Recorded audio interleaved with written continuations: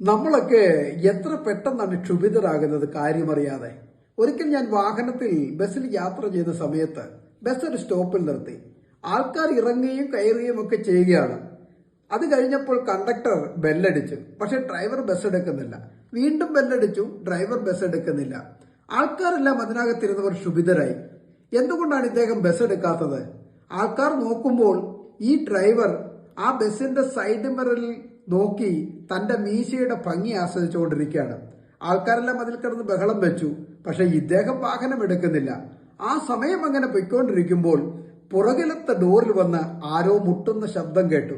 Conductor പെട്ടെന്ന് door തുറക്കുമ്പോൾ രണ്ട് കാലുകളും നഷ്ടപ്പെട്ട ഒരു മനുഷ്യൻ ആയാസപ്പെട്ട് വാഹനത്തിലോട്ട് കയറുവാൻ ശ്രമിക്കുന്നു. കണ്ടക്ടർ അദ്ദേഹത്തിനെ സഹായിച്ച് ഒരു സീറ്റിൽ കൊണ്ടിരുത്തി. ആ കണ്ടക്ടർ അന്നേരം ബെല്ലടിച്ചു. ബസ് പുറപ്പെടുകയും ചെയ്തു. സത്യത്തിൽ അപ്പോഴാണ് അതിനകത്ത് ക്ഷുഭിതരായ മനുഷ്യർ മുഴുവൻ ചിന്തിച്ചത്, ആ ഡ്രൈവർ നോക്കിയിരുന്നത് തന്റെ സൗന്ദര്യമല്ല, പുറകിലൂടെ ആ ഇഴഞ്ഞു വന്ന മനുഷ്യനാണ് നോക്കിയതെന്ന്. കണ്ടോ, നമ്മളൊക്കെ എന്ത് പെട്ടെന്നാണ് കാര്യമറിയാതെ ക്ഷുഭിതരാകുന്നത്. സത്യത്തിൽ ആ മനുഷ്യൻ നോക്കിയത് അദ്ദേഹത്തിന്റെ സൗന്ദര്യമല്ല, പുറകിൽ സൗകര്യങ്ങളില്ലാതെ യാത്ര ചെയ്യാൻ മാർഗമില്ലാതെ കാലുകൾ നഷ്ടപ്പെട്ട ഒരു മനുഷ്യൻ വാഹനത്തിലേക്ക് കയറുവാനായിട്ടാണ് അദ്ദേഹം അതുവരെയും ബസ് നിർത്തിയിട്ടത്. കാര്യമറിയാതെ പ്രിയരെ, നമ്മൾ ക്ഷുഭിതരാകരുത്. ദൈവജനത്തിൽ ഇങ്ങനെ ഒരു വാക്യമുണ്ട്, ഏത് മനുഷ്യനും കേൾപ്പാൻ വേഗതയും പറവാൻ താമസവും കോപത്തിനും താമസമുള്ളവരുമായിരിക്കട്ടെ. ദൈവം നിങ്ങളെ അനുഗ്രഹിക്കട്ടെ.